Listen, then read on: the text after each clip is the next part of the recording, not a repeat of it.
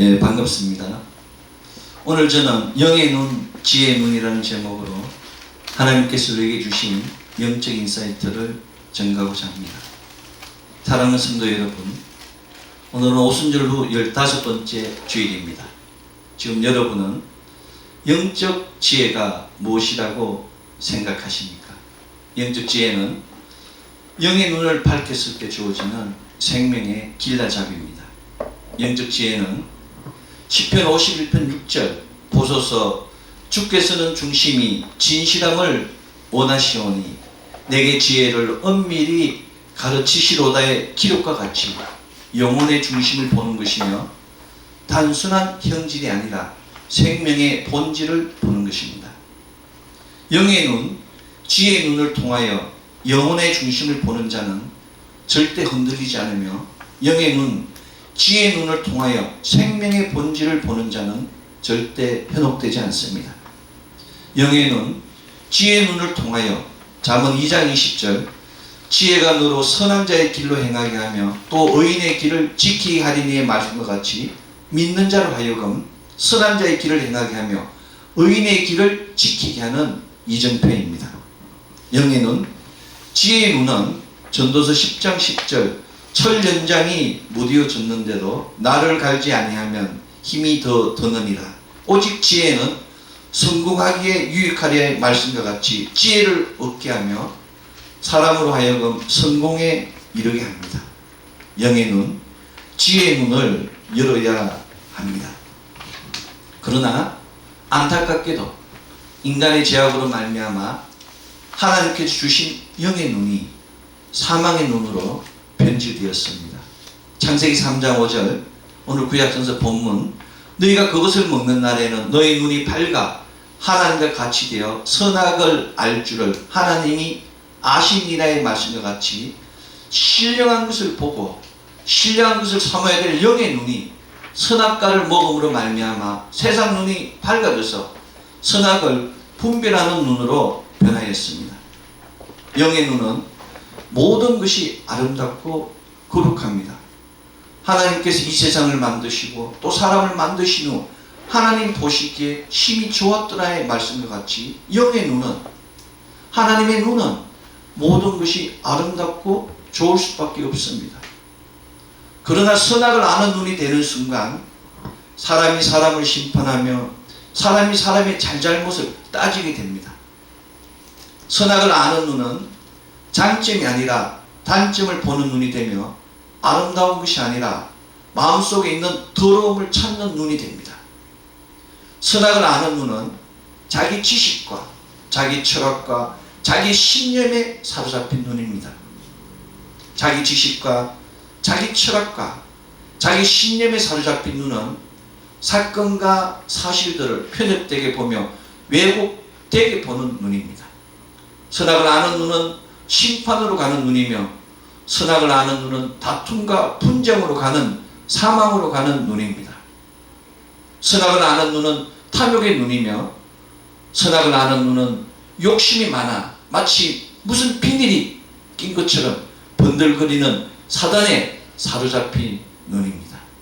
그렇다면 지금 여러분은 복이 있는 눈, 생명으로 가는 눈이 무엇이라고 생각하십니까? 눈은 마음의 창입니다. 눈이 맑은 사람은 마음이 바르고 정결한 사람이며 눈에 총기가 있는 사람은 지혜로운 사람입니다. 그러나 눈이 아무리 맑고 총기가 있을지라도 신령한 것을 보지 못하면 어떠한 가치도 가질 수 없습니다. 예수님께서는 오늘 신약성서 본문 누가복음 10장 23절 제자들을 돌아보시며 조용히 이르시되 너희가 보는 것을 보는 눈은 복이 있다고 말씀하신 후 세상에 많은 선지자와 임금이 보고자 하였으나 보지 못하였고 듣고자 하였으나 듣지 못하였다고 선포하셨습니다. 영의 눈을 열어서 문제를 보는 눈, 곧 문제를 보는 관점을 바꿔야 하며 지혜의 눈을 열어서 문제를 접근하는 태도를 바꿔야 합니다. 문제를 보는 관점, 접근하는 태도를 바꾼다는 것은 자신의 한계를 인정하는 것입니다. 자신의 한계를 인정할 때 문제가 문제로 보이는 것입니다. 자신의 한계를 인정할 때 문제를 딛고 문제를 객관적 관점에서 해결할 수 있습니다. 사물이나 사건을 볼 때 자신의 지식이나 자신의 생각이 섞이는 순간 사물이나 사건은 왜곡되게 됩니다. 예수님께서는 70인 제자들을 전도 파송한 후 귀환할 때 이 말씀을 하신 것입니다. 누가복음 10장 17절 70인이 기뻐하며 돌아와 이르되 주여 주의 이름이면 귀신들도 우리에게 항복하리이다 라고 70인 전도 제자들이 선교 보고를 했을 때 그때에 예수께서 기뻐하셨으며 눈이 있어 보는 자들은 복이 있다고 말씀하신 것입니다. 놀랍지 않습니까? 예수님께서는 누가복음 10장 21절 그때 예수께서 성령으로 기뻐하셨다고 기록하고 있습니다. 본다는 것은 아는 것이며 아는 것은 경험하는 것을 의미합니다. 이것은 알다의 히브리 야다가 경험함을 가리키는 것에서 확인할 수 있습니다.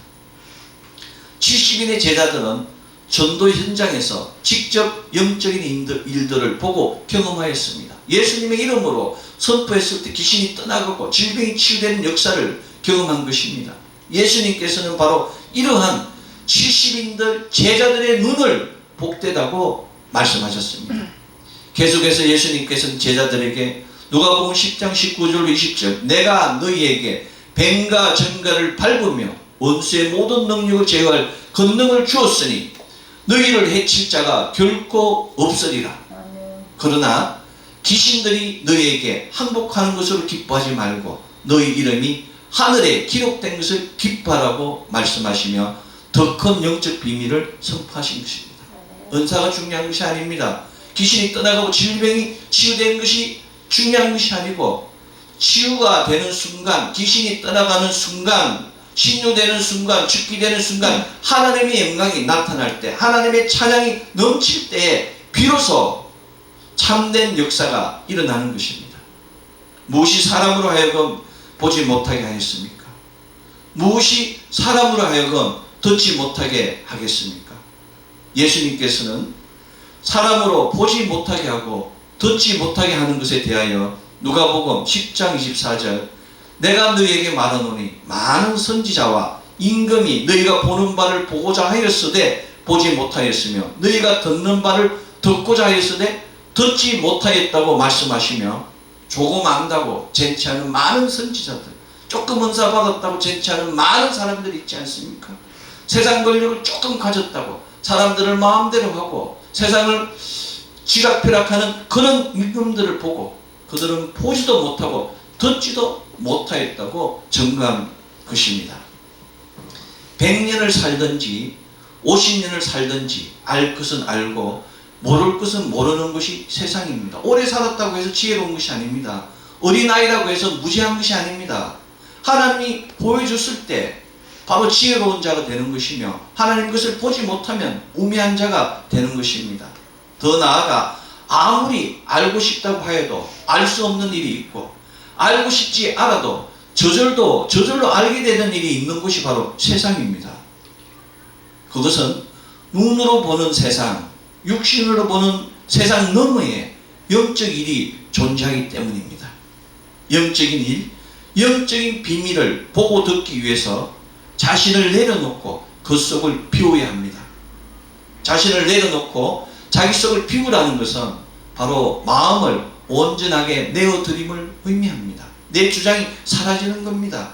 내 생각이 사라지는 겁니다. 내 중심이 사라지고 하나님 중심, 하나님 말씀으로 나아감을 가리킵니다.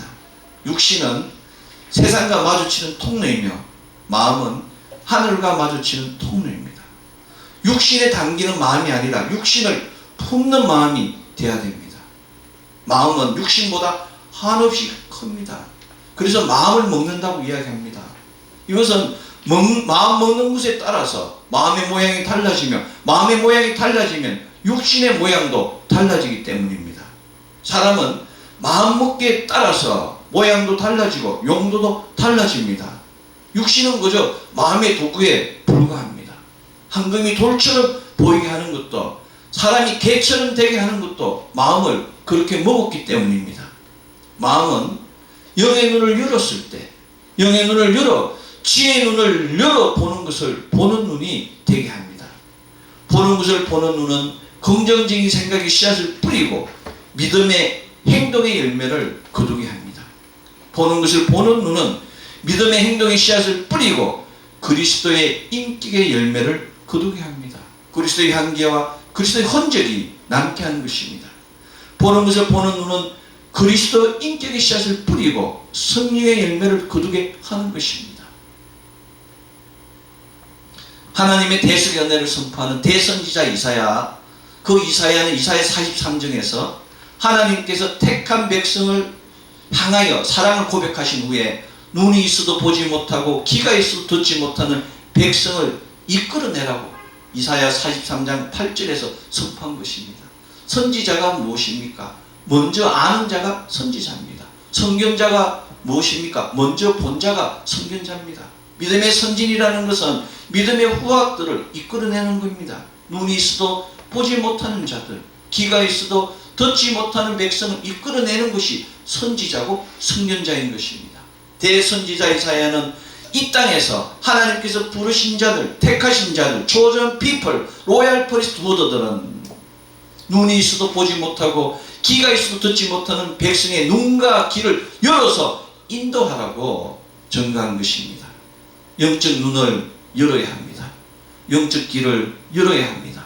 이사야 선지자는 이사야 44장 18절 그들이 알지도 못하고 깨닫지도 못하면 그들의 눈이 가려서 보지 못하며 그들의 마음이 어두워서 깨닫지 못함이라고 선포하며 영의 눈을 가리는 그 선악과 같은 것을 없애야 한다고 전가하였습니다.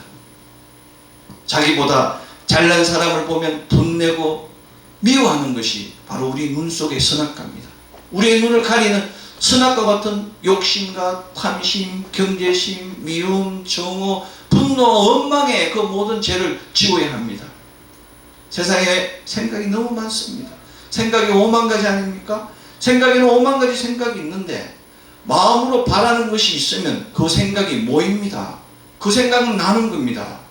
그 생각이 어둠이면 마음을 어둡게 하는 것이고 그 생각이 밝으면 마음이 밝게 되는 것입니다.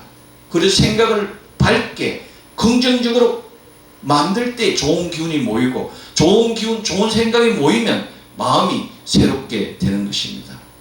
그런데 사람들은 끊임없이 미워합니다. 끊임없이 정오하고 그래서 심성이 나빠지는 겁니다.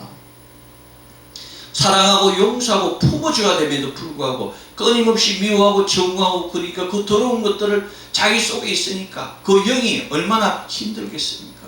그 육체는 또 얼마나 공고하겠습니까?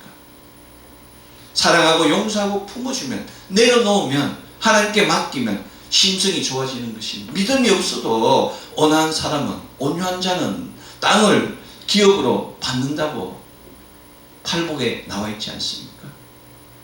심성이 좋다는 것은 다른 것이 아닙니다. 좋은 밭을 의미합니다. 심성이 나쁘다는 것은 그 밭이 돌밭이고 가시밭길이고 길가가 되는 것입니다. 누군가의 말을 들으면 그것을 묵상하고 되새기는 습관을 가져야 합니다. 비판하고 싶은 충동을 버려야 합니다. 무엇인가 비판하고 충동하고 그런 미워하고 있는 충동이 일어날 때 10가지 헤아린 후에 이야기를 하면 실수가 없습니다. 그런데 그렇지 않습니다. 인격이 부족한 자는 그 자리에서 대치기를 하지 않습니까? 그래서 문제가 생기는 것입니다. 전도서 1장 8절 모든 만물이 피곤하다는 것을 사람이 다 말로 할 수는 없으나 눈은 보아도 족함이 없고 귀는 들어도 가득 차게 하냐. 사람이 교만한 사람은 아무리 좋은 것을 봐도 들리지가 않습니다. 욕심이 많은 사람은 아무리 많이 가져도 족함이 없어요. 비판하는 자, 교만한 자는 그 속에 만족이 없고 들어도 마음에 차지가 않습니다. 사단이 그 속에 교만과 탐욕의 씨앗을 뿌려서 이미 또아리를 털고 있기 때문에 어떠한 것이 들어와도 해독할 수가 없습니다. 잠언 15장 30절은 눈이 밝은 것은 마음을 기쁘게 한다고 기록하고 있습니다. 눈이 밝은 것은 마음을 기쁘게 한다는 뜻이 무엇이겠습니까? 눈이 밝다는 것은 자신이 필요한 것을 발견한다는 겁니다. 남들이 못 보는 것을 발견한다는 겁니다. 자신이 필요한 것을 발견했을 때 남들이 못 부르는 것을 봤을 때 얼마나 기쁨이 오지 않습니까? 학생들도 마찬가지입니다. 자기가 문제를 하나 풀면 기쁨이 오지 않습니까? 우리가 사업하는 것도 자기가 계획한 대로 되면 기쁘지 않습니까? 바로 그것입니다. 눈이 밝은 사람은 절대 불평하지 않습니다. 절대 남 탓하지 않습니다. 어떠한 것이 주어질지라도 자신에게 필요한 것이라고 생각하기에 늘 감사하고 기뻐하는 것입니다. 그래서 부족함이 없습니다. 욥은 곤비한 영혼 속에서 불평과 그 마음의 괴로움을 토로하며 욥기 10장 4절 주께서도 육신의 눈이 있나이까 주께서 사람처럼 보시나이까 라고 하나님께 토로하였습니다. 주님도 육신의 눈으로 사람의 눈으로 보십니까? 라고 욥이 하나님께 따졌다는 겁니다. 욥은 아직 영의 눈을 열지 못했기 때문에 고난 뒤에 있는 하나님의 섭리를 깨닫지 못하고 있는 것입니다. 욥의 고백과 같이 육신의 눈과 영의 눈은 같지 않습니다. 영의 눈은 시편 19편 8절 여호와의 교훈은 정직하며 마음을 기쁘게 하고 여호와의 계명을 순결하여 눈을 밝게 하시도다의 말씀과 같이 하나님의 계명을 통하여 여호와의 계명을 통하여 교훈을 통하여 밝혀지는 것입니다. 보고 싶은 것만 보는 눈이 있습니다. 듣고 싶은 것만 듣는 귀가 있습니다. 그들은 생명의 경계를 알지 못합니다. 생사의 바로 그 경계만 바른 사람이 너무너무 많습니다. 그래서 인생이 위태위태합니다. 언제 무너질지 모르고 언제 사고 날지 모르는 그런 사람들이 많습니다. 언제 사단의 올매에 걸릴지 모르는 너무너무 많은 사람들이 이 땅에 있습니다. 잠언 15장 31절은 생명의 경계를 듣는 귀는 지혜로운 자 가운데 있느니라. 잘 듣는 귀가 생명의 경계를 알게 하며 그 귀는 지혜로운 자 가운데 있다고 잠언은 증거하고 있는 것입니다. 욥은 영의 눈은 열리지 않았어요. 그러나 생명의 경계를 듣는 귀는 가졌습니다. 그래서 번개같이처럼 임한 그 고난을 축복으로 바꿀 수 있었습니다. 욥은 육신의 눈에 있기에 그 고난 뒤에 있는 하나님의 섭리를 깨닫지는 못하였어요. 보지는 못하였지만 하나님의 율례를 암송한 사람입니다. 묵상한 사람이고 규례를 지킨 사람이에요. 그 결과 욥은 저주를 축복으로 사망을 생명으로 바꾼 것입니다. 바울 선생은 에베소서 1장 18절에서 20절 너희 마음의 눈을 밝히사 그의 부르심의 소망이 무엇이며 성도 안에서 그 기업의 영광이 풍성함이 무엇이며 그의 힘의 능력을 위대하심을 따라 믿는 우리에게 베푸신 능력이 지극히 크시니 어떠하신 것을 너희로 알게 하시길 구하노라 라고 이야기한 것입니다.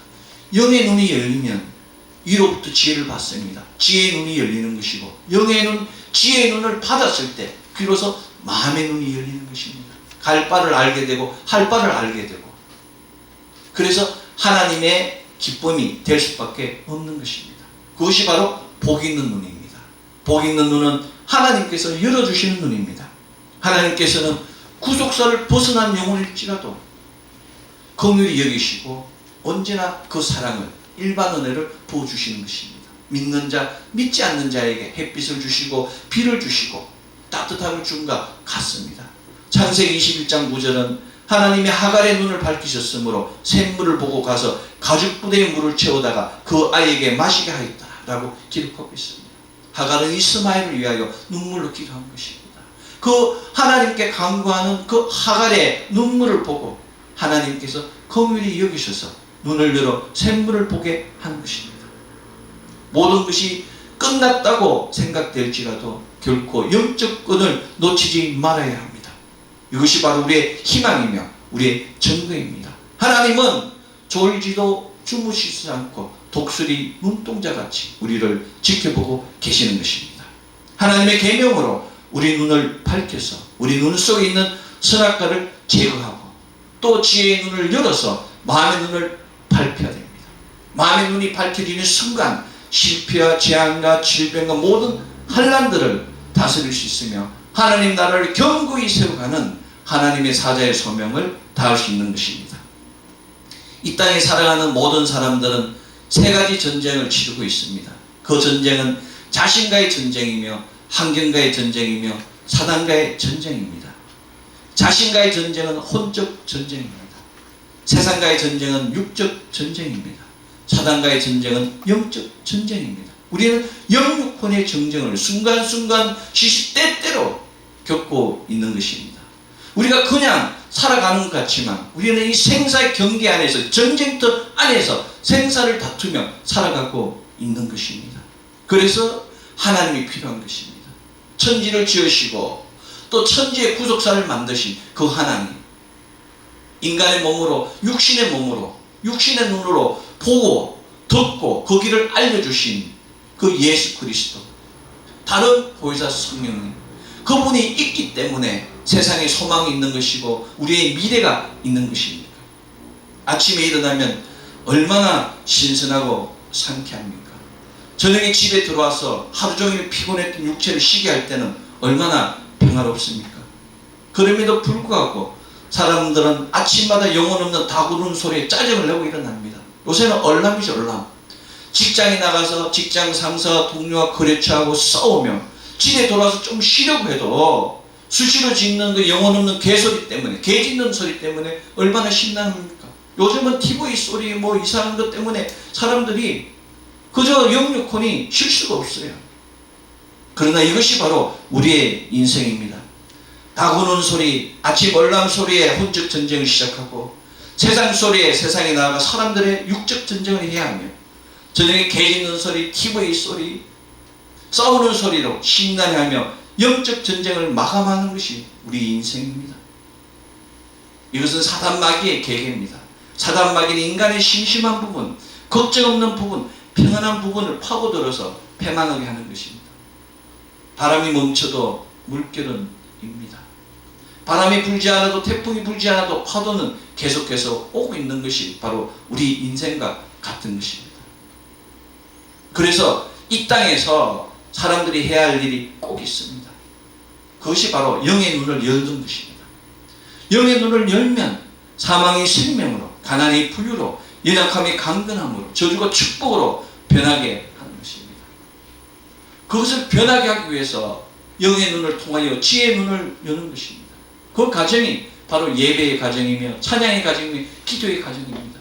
거룩한 것을 가까이 하면 거룩하게 되는 것입니다.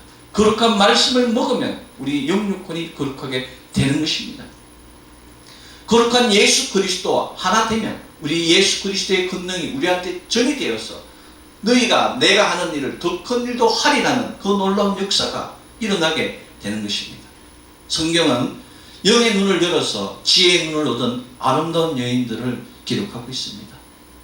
여호와는 영광이시다는 이름을 가진 모세의 어머니 요게벳은 지혜의 눈을 통하여 모세를 왕궁에서 자라게 하였습니다. 그 어린아이들이 다 죽어나가는 그 환경 속에서 갈대 상자에 모세를 넣어서 왕궁에 자라간 그 요게벳은 얼마나 지혜로운 여인입니까? 지혜로운 그 어머니 요게벳으로 말미암아 유대 민족은 400년 동안의 노예 생활을 해박되는 큰 역사를 이루었습니다. 별이라는 이름을 가진 에스더는 지혜의 눈을 통하여 유대 민족을 멸망으로부터 구하고 불임절이라는 유대 절기를 낳게 하였습니다. 넓은 풍반이라는 이름을 가진 기생라합, 이방 여자 기생라합의 지혜의 눈, 그 지혜의 눈은 자기 가정을 구원하고 자기 생명을 지키고 살몬과 결혼해서 보아스를 낳고 예수 그리스도의 계보에 들어가는 놀라운 축복을 얻지 않았습니까? 우정 친구라는 이름을 가진 그 룻의 지혜의 눈은 정말 너무 놀랍습니다. 이방여인 룻은 지혜의 눈을 열어서 시어머니 나오미와 시어머니 하나님을 선택하고 보아스와 결혼해서 예수 그리스도의 계보에 들어가는 놀라운 축복을 받았습니다. 망때 가장 사랑받는 이라는 이름을 가진 막달라 마리아는 귀신에게 해방된 후 영의 눈을 열어서 예수님을 선택하고 성경에 기록되는 영원히 찬양받는 아름다운 여인이 되었습니다. 신약의 마리아의 버금가는 지혜로운 여인 아비가일이 있습니다. 내 아버지가 기뻐하다는 이름을 가진 아비가일의 지혜의 눈은 자기 가정을 구원하고 다윗왕과 결혼하는 놀라운 축복을 받았습니다. 아비가일은 현숙함과 지혜와 청명이 빛나는 그런 여인이었습니다. 아비가일은 다윗이 이스라엘의 영적 지도자인 것을 알아보는 영적인 눈, 지혜의 눈이 있었습니다. 그러므로 다윗이 작은 일로 왕권에 앉을 때 흠이 잡히지 않도록 그의 손에 피가 묻지 않도록 지혜롭게 행동한 그런 여인이었습니다. 역대상 3장 1절은 다윗과 아비가일에게서 난 아들 다니엘이 압살롬, 암논, 아도니아 등 그 왕자의 난 속에서 모두 몰살했는데도 아비가일의 아들 다니엘은 털끝 하나, 머리털 하나 다치지 않았다고 증거하고 있습니다. 이것은 지혜로운 아비가일이 아들을 피신시켰기 때문입니다. 지혜의 눈은 곧 생명과 같습니다. 그러나 어리석은 눈은 패망입니다. 어리석은이라는 이름을 가진 나발은 영의 눈으로 보는 지혜의 눈이 없어서 다윗을 무시하고 대적하였습니다. 만약 부인 아비가일이 없었다면 그 자리에서 척참, 바로 적결 처분당할 그런 신체였습니다. 그럼에도 부인의 지혜로 목숨을 건졌습니다.